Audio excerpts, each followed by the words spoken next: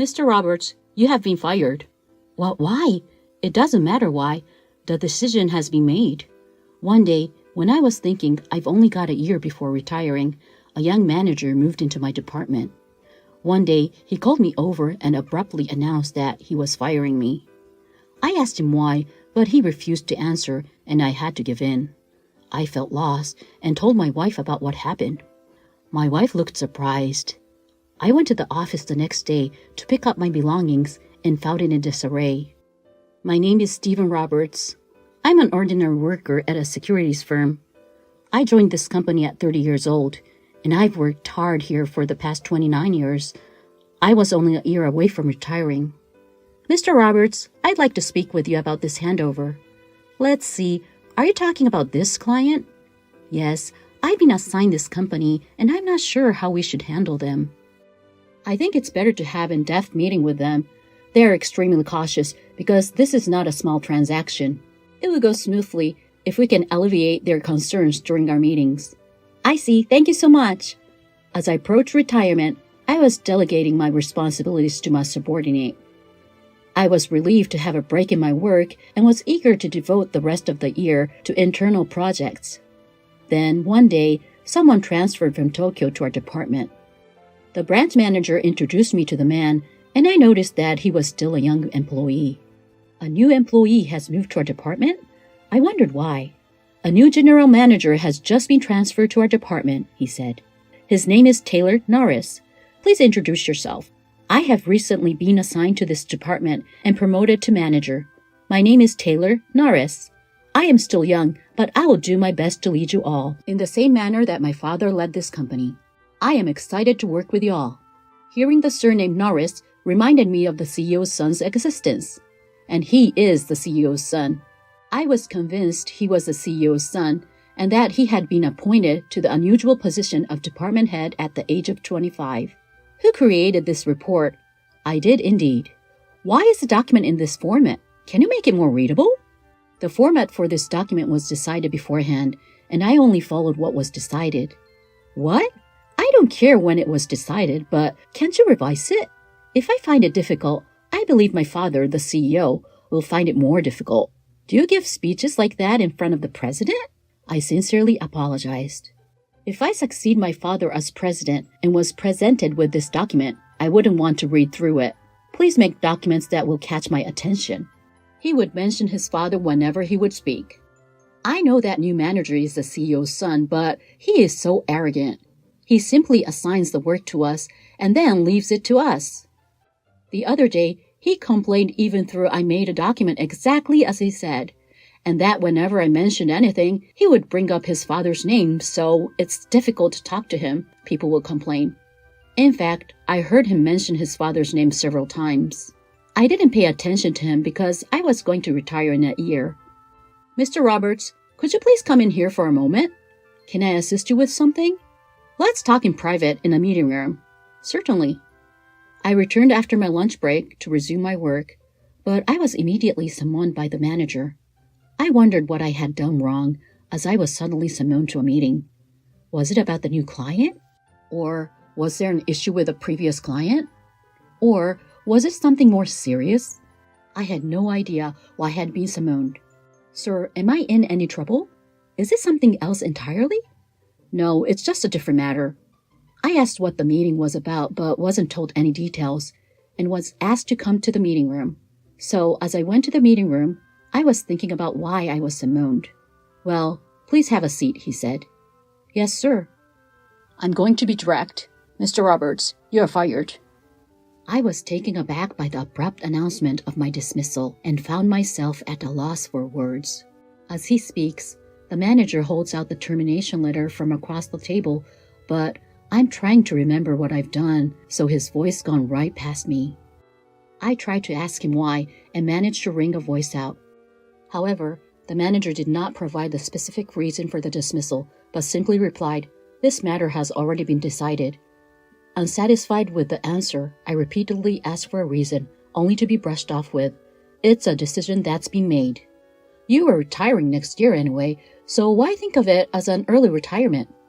"No, but it's still a year away, and I'm still physically capable of working as hard as anyone else." I heard you've already completed handovers, and you don't do any outside work, do you?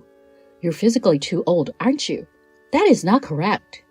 In any case, it has been decided that you'll be fired, so leave the rest to us, young people. That's not fair. Don't you know who I am, Mr. Roberts? I could even tell the CEO if I wanted to. My decision is the same as the CEO's. The manager then left the room. I was left in a daze, unsure of what to do. After that, I had no choice but to return home, left speechless. What should I tell my wife? I have to tell her anyway. My mind was racing as I drove home, wondering what I was going to tell my wife and whether I would cause her unnecessary worry. I'm home. Welcome home. I've made dinner. I'll get changed and be there right away. I returned home with a heavy heart and decided to talk to my wife about my firing during dinner. I have something important to tell you, I explained. Has it anything to do with you feeling down when you got home today? Yes, I have been laid off from my job. I couldn't look my wife in the eyes as I spoke. I couldn't help but look down, worried about how much I would disappoint her when I heard a surprising response. I'm so happy you have left your company at last. I expected my wife to be worried about me, so I looked up in surprise when I heard her reply full of happiness. You've put in so much effort. Let's take it easy from now on. When I looked at my wife's face, she was smiling and seemed to be in a good mood. And my wife held no grudge against me for being fired. Well, I'm off to work, she said. Have a safe journey. I'm just going to get my stuff and will return early. I went to the office the next day to gather my belongings. The atmosphere in the office was unusual when I entered as usual. What is its identity? Who did it? What's wrong with this client? There's a phone call for you, sir. Another phone call in these circumstances? When I arrived on my floor, the manager was in a panic.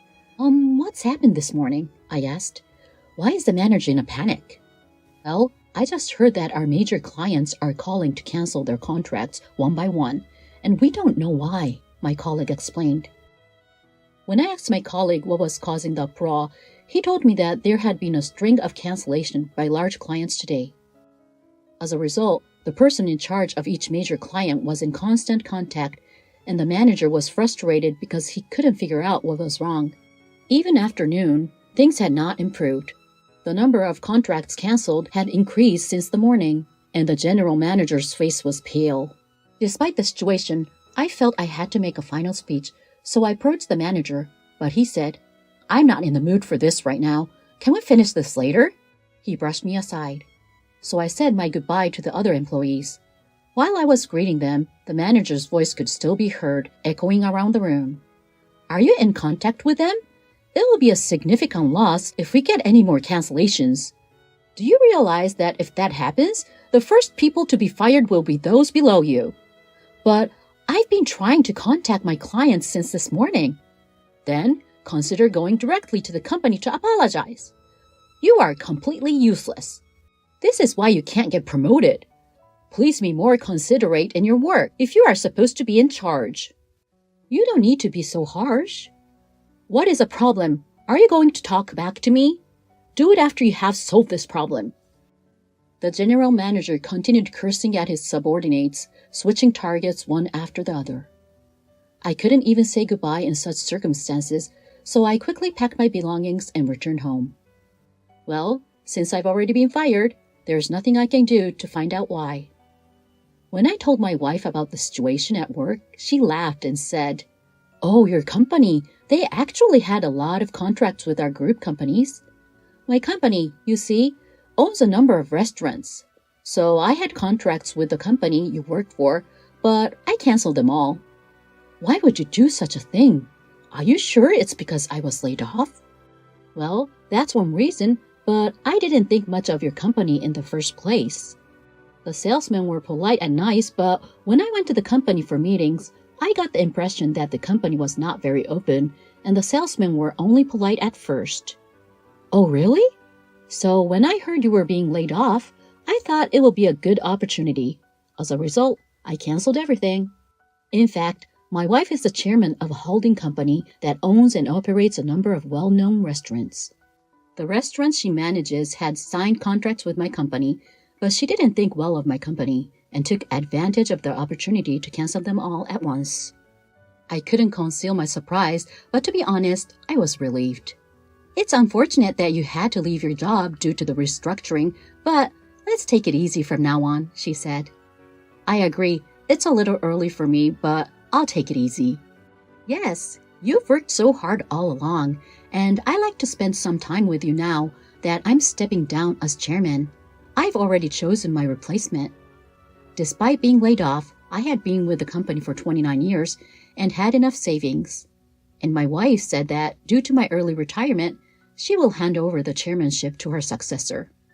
We entered into an early retirement and started spending our days leisurely.